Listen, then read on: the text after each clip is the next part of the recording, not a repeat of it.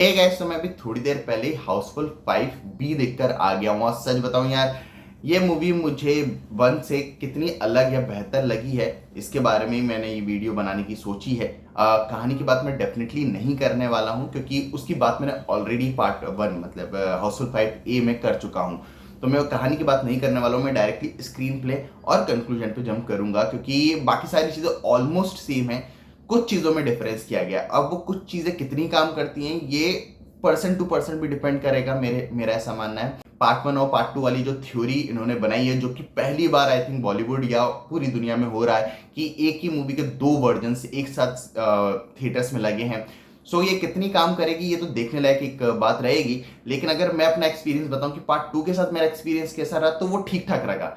ऐसा नहीं था कि बहुत ज्यादा कुछ अलग था, क्योंकि मेजॉरिटी ऑफ कहानी, मेजॉरिटी ऑफ चीजें सेम ही हैं। कुछ एक आधी चीजें, कुछ क्लाइमेक्स को लेकर अगर आप कहोगे वो चीजें चेंज की गई हैं, लेकिन 99% या 98% ये मूवी सेम टू सेम है। तो अगर आप पार्ट 1 देखोगे और पार्ट 2 देखोगे तो आपको ऐसा लगेगा कि आप रिपीट देख रहे हो, बस क्लाइमेक्स में कुछ चीजें चेंज की गई हैं, कुछ बीच में सीन्स जो डाले गए हैं वो चेंजेस हैं। बाकी ज्यादा कुछ अलग चेंज नहीं किया गया। लेकिन क्या पार्ट 2 काम करता है? तो हाँ, पार्ट 2 काम करता है। ऐसा नहीं है कि पार्ट 2 पूरी तरह से आपको डिसअपॉइंट करेगा।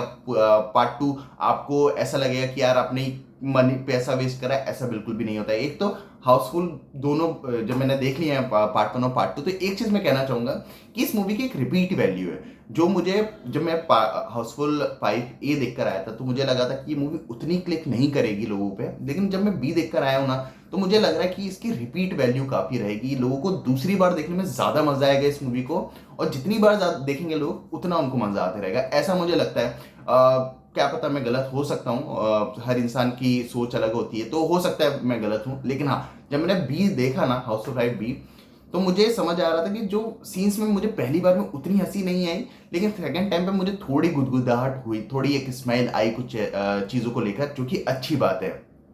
इसी कारण से मुझे ऐसा लगता है कि पार्ट 2 ज्यादा अच्छा परफॉर्म कर सकता है बॉक्स ऑफिस पे।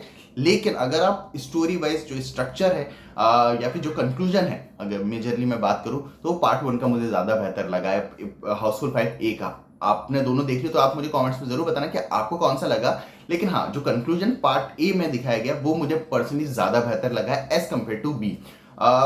लेकिन हाँ, जो पार्ट B है उसमें मेरे को हंसी थोड़ी ज्यादा आई है। हो सकता है कि मैं ए देखकर आ गया था, इसी कारण से बी में मुझे जोक ज्यादा एंगेजिंग लग रहे थे। जो एक पूरी सिचुएशन है वो मैं एक बार ऑलरेडी देख चुका था, इसी कारण से सिचुएशन में मुझे ज्यादा मजा आ रहा था, ज्यादा मैं इन्वॉल्व हो रहा था। लेकिन पार्ट ए ज्यादा बेहतर है यार, मैं ये कहना चाहूंगा, ये कंक्लूड करना चाहूंगा।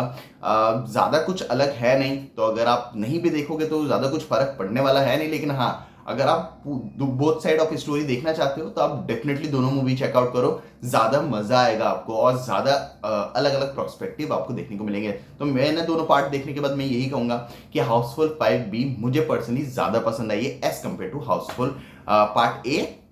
लेकिन हाउसफुल पार्ट ए की जो स्टोरी स्ट्रक्चर है वो काफी ज्यादा अच्छा है।